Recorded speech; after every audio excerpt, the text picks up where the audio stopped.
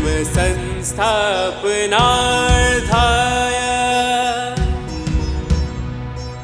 संभवामि युगे युगे संभवामि युगे युगे संभवामि युगे युगे। फिर आते हैं कर्ता की बात 26, 27 और 28 में। 26 के अंदर सात्विक, 27 में राजसिक, फिर 28 में तामसिक। मुक्त संगः अनहवादी धृत्य साहसमन्वत् धृत्य साहसमन्वितः सिद्ध्या सिद्धे निर्विकारः कर्ता सात्विकः उच्यते। रागी कर्म फले प्रेप्सु लुब्धः हिंसात्मकः शुचिः हर्ष शोकान्वितः कर्ता राजसः परिकीर्तितः।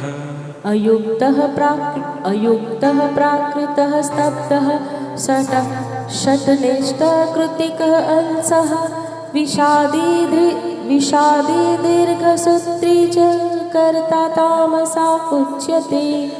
क्या कहते हैं कर्ता? सात्विक कर्ता कौन होता है? कर्ता संग्रहित, अहंकार के वचन न बोलने वाला, धैर्य और उत्साह से युक्त तथा कार्य के सिद्ध होने और न होने में हर्ष शोक आदि विकारों से रहित है, वही सात्विक कर्ता कहा जाता है। तुमने कोई कर्म किए तो definitely you are a doer. Doership नहीं है, डूअर हो। तुमने कोई कर्म किया, हमने ये SRM का आयोजन किया तो हमने एक कर्म किया, उस कर्म के अंदर संग रहित है हम, यानी राग द्वेष का संग ज्यादा नहीं है।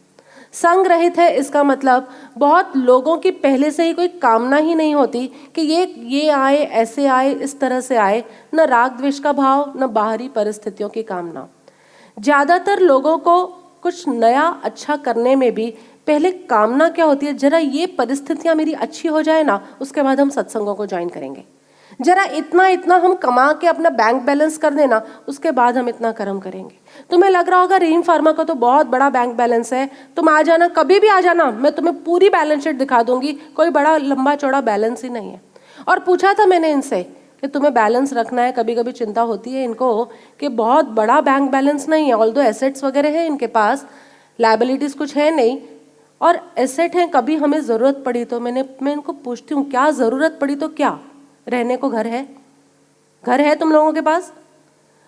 घूमने के लिए अच्छी खासी गाड़ियां हैं, साल में एक आध बार फॉरेन वेकेशन मनाते ही हो, इतना SRM की सेवा के लिए इधर उधर घूमते हो, इतना कुछ देते हो, तो अब क्या ज़रूरत क्या पड़ेगी?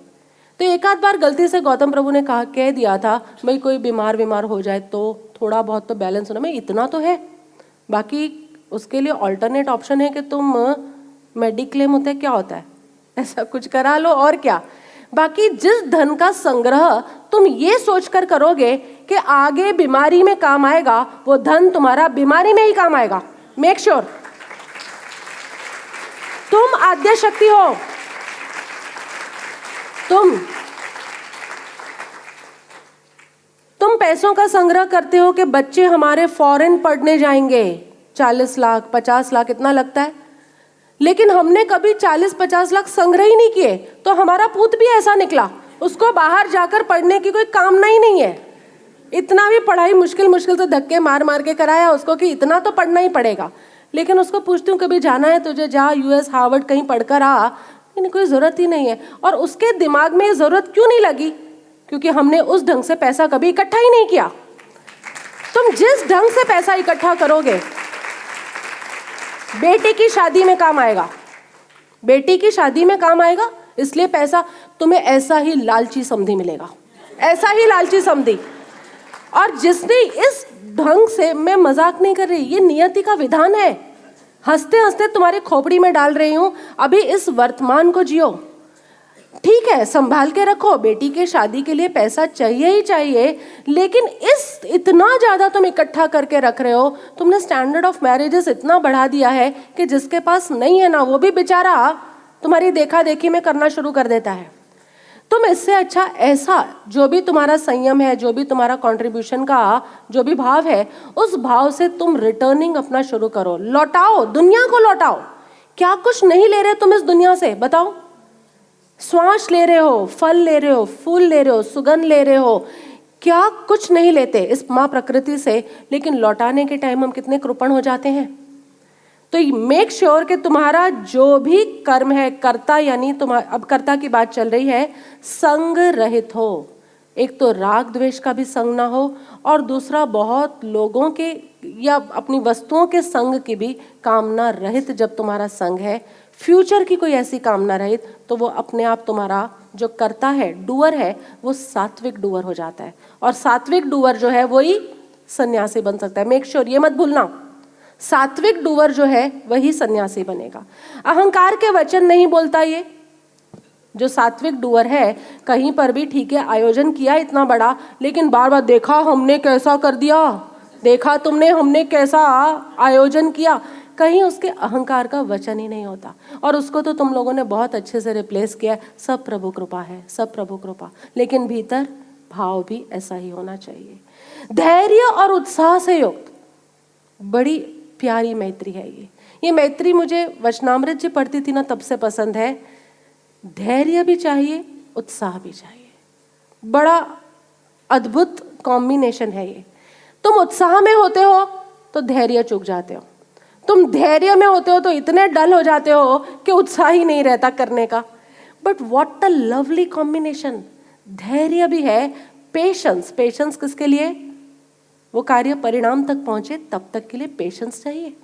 आज इस स्वराज क्रिया को हजारों लोगों तक पहुंचाना था तो पहले ही दिन तो नहीं आ गए हजारों लोग, बहुत कंसिस्टेंटली पेशेंस के साथ कार्य करते करते अब कितने ही लोग इस स्वराज क्रिया के अंदर जुड़े हैं, इस ज्ञान यज्ञ के अंदर कितने ही हजारों लाखों लोगों तक मैं कह सकती हूँ, बिकॉज मिलियंस ऑफ व्यूअरशिप चल रही है, इतने लोग जुड़े हैं। लेकिन समागम के लिए पुण्य कितने लोगों का इकट्ठा हो रहा है? बहुत थोड़े, तुम 500-600 लोगों का बस, नॉट मोर देन दैट। तो जो धैर्य और उत्साह के साथ अपने हर कर्म को करता है, हर कर्म को करने के समय उत्साह, जोश, लेकिन भीतर जो भी परिणाम आ रहा है उसके प्रति धैर्यता। और चौथा, कार्य सिद्धि होने न होने में हर्ष शोक आदि विकारों से रहित। कार्य हो जाता है तो भी ठीक है, कार्य नहीं होता तो भी ठीक है, कोई हर्ष शोक नहीं है। क्यों ऐसा है? क्योंकि कार्य करने में ही इतना हर्ष आ गया। कार्य सिद्ध हो ना हो हमें क्या लेना देना, हमें तो करने में ही मजा आ गया। भाई तुम दान दोगे, उसके बाद कोई तुम्हें अप्रिशिएट करे, फिर तुम्हें मजा आए, ये तो सात्विक बात ही नहीं है। तुमने दिया और तुम्हारे मन में यहाँ अनाहत में तरंग उठी, ये सात्विक कर्म है, ये सात्विक कर्ता है। इसलिए सात्विक कर्ता में लिखते जाओ, संग रहित, अहंकार के वचन रहित, धैर्य और उत्साह वाला, और शाबाश, वेरी गुड, लिख दिया चारों। राजसिक कैसा है? कर्ता आसक्ति से युक्त, कर्मों के आसक्ति से युक्त, हर कर्म की उसे बहुत अटैचमेंट है, कर्मों के फल को चाहने वाला, परिणाम को चाहता है, लोभी है, ऑब्वियसली चाहता है इसलिए लोभी है, दूसरों को कष्ट देने के स्वभाव वाला, क्रूअल है, अशुद्ध आचरण वाला, उसका आचरण भी शुद्ध नहीं है, और हर्ष और शोक से लिप्त है, वह राजस कर्ता कहा गया है, कर्म कर रहा है। एसआरएम की सेवा में ही, मैं तो तुम्हें एसआरएम के एंगल से ही तुम्हें एग्जांपल दूंगी, तुम एसआरएम की सेवा में भी हो, लेकिन तुम्हारे कर्म आसक्ति वाले हैं, अटैचमेंट्स वाले हैं, कर्मों के फल को चाहते हो तुम। यदि सेवा टीम, कौन, कल्पेश वगैरह अभी नए आए हैं, सेवा कहाँ बैठे हैं कल्पेश प्रभु? गुड, ध्यान से सुनो, तुम न्यू एंट्रीज हो, ट्रेनिंग के अंदर हो अभी। कर्मों के फल की चाहत रखने वाले, लोभी, कोई ना कोई ग्रीड है तुम्हें, दूसरों को कष्ट पहुंचाने वाला, तुम्हारी किसी भी सेवा से दूसरों को कष्ट नहीं पहुंचना चाहिए, वो भाव से नहीं होना चाहिए। फिर उनको पहुंचता है तो थोड़ा बहुत उनका भी हिस्सा है दुखी होने में, लेकिन तुम्हारे को इतना अलर्ट रहना है। अशुद्ध आचरण तुम्हारा कहीं नहीं होना चाहिए, और हर्ष शोक से लिप्त तुम्हें नहीं होना। यदि तुम हर्ष शोक से लिप्त होते हो, अशुद्ध आचरण में हो, तो ये सारा क्या होगा? राजसिक कर्ता। डूइंग तो करनी ही पड़ेगी, तुम्हें मनुष्य जीवन मिला है तो कोई ना कोई कर्म तो करना ही पड़ेगा, और जो कर्म को करता है वो कर्ता होता है। ये कल वाला कर्ता नहीं है, कर्ता भाव डूअरशिप वाला नहीं है, ये कर्ता मतलब ओनली डूअर, काम तो करना पड़ेगा। लेकिन राजसिक भाव के अंदर ये आते हैं। तामसिक में क्या कहते हैं? अयुक्त कर्ता। अयुक्त है, अयुक्त यानी जो कंसिस्टेंट नहीं है।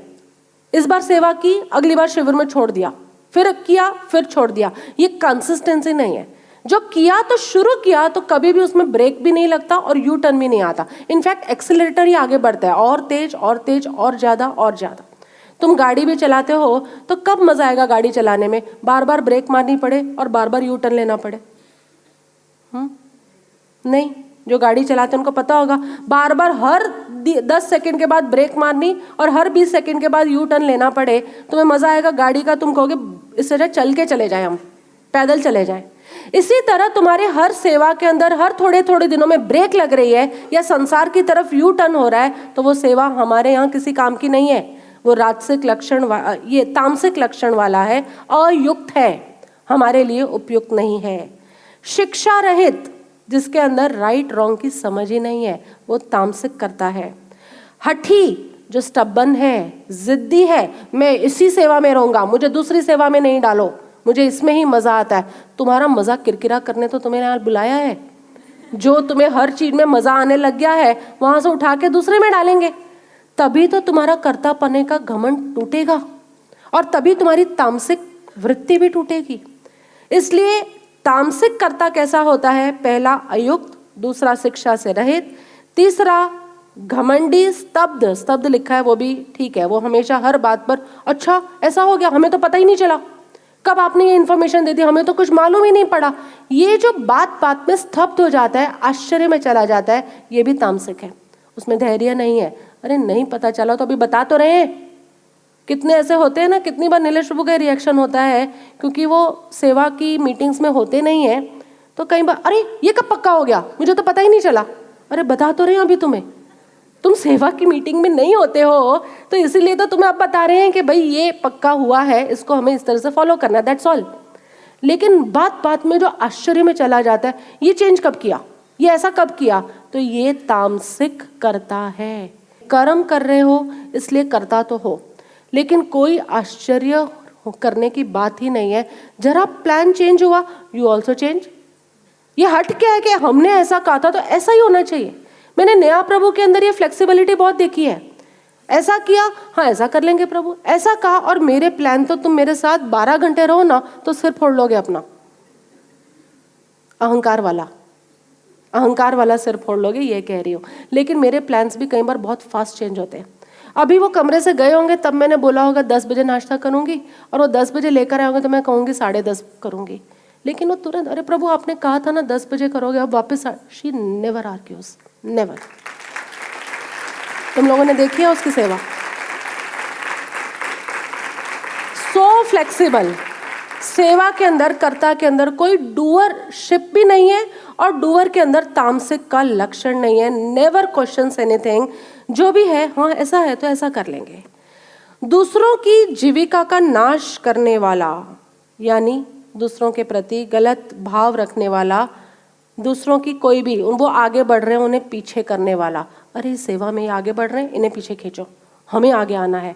दूसरों को सेवा में से पीछे लेने वाले, यहाँ मैं तुम्हें यहाँ के अकॉर्डिंगली बता रही हूँ, SRM के अकॉर्डिंगली, बाहर का इसके अकॉर्डिंगली मैच कर लेना।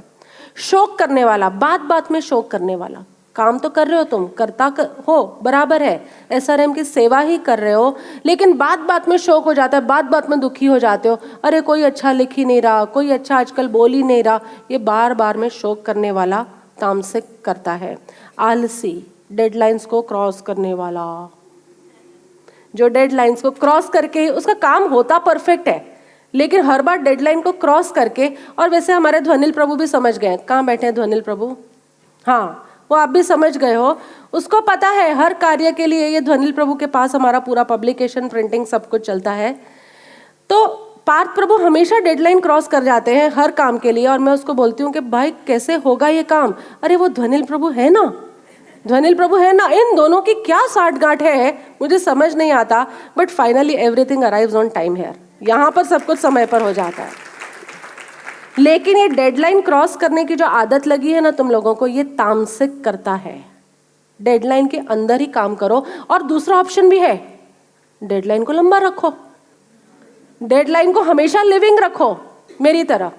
जैसे मुझे कभी हड़बड़ी नहीं होती 40 श्लोक पूरे करने की, डेडलाइन को मैं लिविंग रखती हूँ, लेकिन फाइनली जब तुमने उसको लिविंग रखा है तो भी यू शुड मेक श्योर कि तुम्हारा हर कार्य, तुम्हें मालूम है ना भगवत गीता पूरी होगी इस शिविर के अंदर, तो ठीक है मैं 19 करूँ कि 40 करूँ कि 35 करूँ, क्या फ़र्क पड़ता है? फ़र्क पड़ रहा है कुछ? तुम्हें समझ आ रहा है तब तक मुझे कुछ फ़र्क नहीं पड़ता। तो तामसिक वाला, शोक करने वाला, और एक लिखा है यहाँ आलसी, आलसी हर काम को बाद में कर लेंगे, बाद में। और बढ़िया शब्द है दीर्घ सूत्री, ये मैं उस दिन कह रही थी, दीर्घ सूत्री, वो पी से क्या वर्ड होता है तुम्हारे इंग्लिश में? प्रोक्रेस्टिनेशन, हाँ ये वर्ड ही मुझे याद नहीं रहता, दीर्घ सूत्री, ये कृष्ण ने भी कहा है। आजकल की जनरेशन प्रोक्रेस्टिनेट बहुत करती है ना, जो आवश्यक कार्य है उसे आगे पर टालते रहते, कल कर लेंगे, पर नहीं करना ऐसा तो आजकल कोई बोलता ही नहीं है, कल कर लेंगे, परसों कर लेंगे, बाद में कर लेंगे। ये प्रोक्रेस्टिनेट, दीर्घ सूत्री, यानी जिनको हर जो काम पकड़ाओ ना उसको टालते रहेंगे, टालते रहेंगे, टालते रहेंगे। ये प्रोक्रेस्टिनेटर्स को भी किस में डाला कृष्ण ने? तामसिक। अब 29 श्लोक के अंदर दूसरे जो दो विषय आरंभ करने वाले हैं उसकी बात कर रहे हैं। बुद्धेह भेदं धृतेह च एव गुणतः त्रिविधं शृणु प्रोच्यमानम् अशेषेण पृथक्त्वेन धनञ्जय। प्रवृत्तिं च निवृत्तिं च कार्याकार्ये भयाभये बन्धं मोक्षं च या वेत्ति बुद्धि सा पार्थ सात्विकी। यया धर्मम् अधर्मं च कार्यं च अकार्यम् एव च अयथावत् प्रजानाति बुद्धि स पार्थ राजसी। अधर्मं धर्ममिति या मन्यते तमसा आवृता सर्वार्थान् विपरीतान् च बुद्धि सा पार्थ तामसी। हे धनंजय, अब तो बुद्धि और धृति का भी गुणों के अनुसार 3 प्रकार का भेद मेरे द्वारा संपूर्णता से विभाग पूर्वक कहा जाने वाला सुनी तो रहे हैं, और क्या कर रहे हैं? चौथा बुद्धि। अब 30, 31 और 32 में बुद्धि के 3 प्रकार आएंगे, सात्विक, राजसिक और तामसिक। हे पार्थ, जो बुद्धि प्रवृत्ति मार्ग और निवृत्ति मार्ग को, कर्तव्य और अकर्तव्य को, भय और अभय को तथा बंधन और मोक्ष को यथार्थ जानती है, वह बुद्धि सात्विक है, जिसके लाइफ में क्लैरिटी मेन है। इसलिए मैं हमेशा कहती हूँ ना, क्लैरिटी इज पावर। उसको बिल्कुल पता है कि कहाँ तक प्रवृत्ति करनी है, किस में निवृत्ति करनी है। अब तुम सेवा टीम में हो, तुम्हें लगे हमें तो प्रवृत्ति करनी है, लेकिन कब आके चुपचाप अंदर बैठ जाना है ये भी तुम्हें पता होना चाहिए। प्रवृत्ति और निवृत्ति का बिल्कुल प्रॉपर विवेक है, कर्तव्य और अकर्तव्य का विवेक है। यहाँ पर क्या मेरा कर्तव्य है, क्या मेरा नहीं है, ये भी विवेक है। भय और अभय, उसके प्रति भी बिल्कुल क्लियर है, किससे डरना है और किससे नहीं डरना। इस सत्संग की सेवा में तुम आते हो तो कल्पेश प्रभु तुम्हें किससे डरना है और किससे नहीं डरना? मुझसे डरना है, हाँ बोल रहे हो, और दूसरों से नहीं डरना।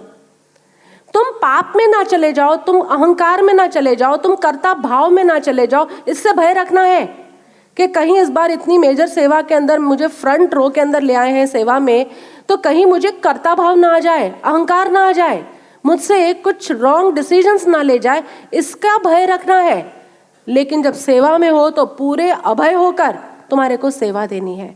तो भय और अभय का भी संतुलन, और बंधन और मोक्ष का भी, इन सब का जिसको यथार्थ संतुलन है वो कैसा आ गया? सात्विक बुद्धि वाला।